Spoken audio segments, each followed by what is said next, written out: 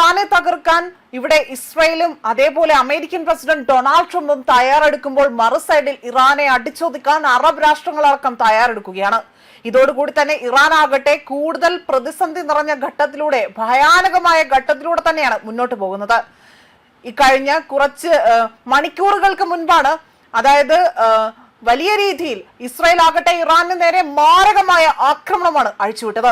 ഈ ആക്രമണത്തിൽ അവിടുത്തെ പാലങ്ങളും അതേപോലെ ഗതാഗത സംവിധാനങ്ങളും മറ്റ് അടിസ്ഥാന സൗകര്യങ്ങളടക്കം തകർത്ത് തരിപ്പണമാക്കാൻ ഇസ്രായേലിന് സാധിച്ചു എന്ന റിപ്പോർട്ടടക്കം പുറത്തു വന്നിരുന്നു.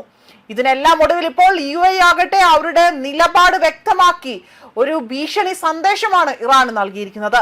ഇറാൻ നടത്തുന്ന ആക്രമണങ്ങളിൽ ഇവർ വെച്ചു പൊറുപ്പിക്കില്ല എന്നതാണ് UAE പ്രസിഡന്റിന്റെ നയതന്ത്ര ഉപദേഷ്ടാവായ ഡോക്ടർ അൻവർ ഗാർഗേഷ് വ്യക്തമാക്കിയിരിക്കുന്നത്. ഇറാനെതിരായ UAEയുടെ കർശന നിലപാടിന് ഗൾഫ് മേഖലയിൽ ആകെ തന്നെ വലിയ പിന്തുണയാണ് ലഭിക്കുന്നതെന്നും അദ്ദേഹം പറഞ്ഞു. വിശ്വസിക്കാൻ കൊള്ളാത്ത ക്രൂരമായ ഒരു ഭരണകൂടമാണ് ഇറാന്റേത്. യുദ്ധം ഒഴിവാക്കാൻ തന്നെ അയൽ രാജ്യങ്ങളുമായി തന്നെ ആത്മാർത്ഥമായി ശ്രമിക്കുമ്പോഴും അവരെ ആക്രമിക്കുന്ന രീതിയാണ് ഇറാൻ പലപ്പോഴായി തന്നെ സ്വീകരിച്ചിരിക്കുന്നതും.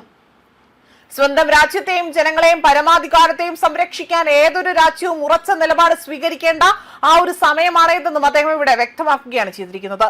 അതേപോലെ തന്നെ UAEയിലെ സൈനിക താവളങ്ങൾ ഉപയോഗിച്ചാണ് ഇറാനെതിരെ അമേരിക്ക ആക്രമണം നടത്തുന്നതെന്ന ആരോപണങ്ങൾ UAE പ്രതിരോധ മന്ത്രാലയം നേരത്തെ തന്നെ തള്ളിയതായിരുന്നു.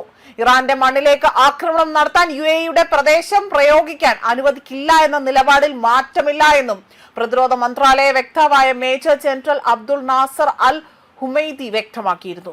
എന്നാൽ രാജ്യ സുരക്ഷയുടെ കാര്യത്തിൽ യാതൊരു വിട്ടുവീഴ്ചയ്ക്കും തയ്യാറല്ല എന്നും അദ്ദേഹം അറിയിച്ചതാണ്. സൗദി അറേബ്യയുടെ കിഴക്കൻ പ്രവിശ്യ ലക്ഷ്യമാക്കി നടന്ന വൻ ആക്രമണത്തിന്, അതായത് വൻ വ്യോമാക്രമണ നീക്കങ്ങളെ പ്രതിരോധ സേന വിജയകരമായി തന്നെ തകർത്ത് തരിപ്പണമാക്കിയിരുന്നു.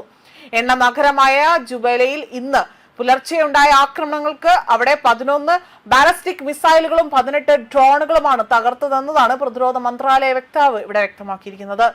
മിസൈലുകൾ തകർക്കപ്പെട്ടതിനെ തുടർന്നുകൊണ്ട് അവരുടെ അവശിഷ്ടങ്ങൾ പ്രധാനപ്പെട്ട ഊർജ നിലയങ്ങളുടെ ആ പരിസര പ്രദേശങ്ങളിൽ പതിച്ചിട്ടുണ്ട്. സംഭവത്തിൽ ഏതെങ്കിലും തരത്തിൽ നാശനഷ്ടങ്ങൾ സംഭവിച്ചിട്ടുണ്ടോ എന്ന കാര്യം അധികൃതർ വിശദമായി തന്നെ വിലയിരുത്തി വരികയാണ്. ആക്രമണത്തെ തുടർന്നുകൊണ്ട് കിഴക്കൻ പ്രവിശ്യയിൽ ജനങ്ങൾക്ക് സിവിലിയൻ ഡിഫൻസ് ഡയറക്ടറേറ്റ് അടിയന്തര ഗതാഗത ജാഗ്രത നിർദ്ദേശം നൽകിയിരിക്കുകയാണ്. ദേശീയ അടിയന്തര മുന്നറിയിപ്പ് പ്ലാറ്റ്ഫോം വഴി ഈ നൽകിയ നിർദ്ദേശം അപകട സാധ്യത ഒഴിഞ്ഞതായി തന്നെ ഉറപ്പുവരുത്തിയതായി അതിനുശേഷമാണ് പിൻവലിച്ചിരിക്കുന്നത്. ജനങ്ങൾ ജനലുകളിൽ നിന്ന് അകന്ന് കെട്ടിടങ്ങൾക്കുള്ളിലെ സ്ഥലങ്ങളിൽ തുടരണമെന്നും പുറത്തിറങ്ങരുതെന്നും അധികൃതർ നിർദ്ദേശം നൽകിയിരിക്കുകയാണ്. ന്യൂസ് ഡെസ്ക് കർമ്മ ന്യൂസ്.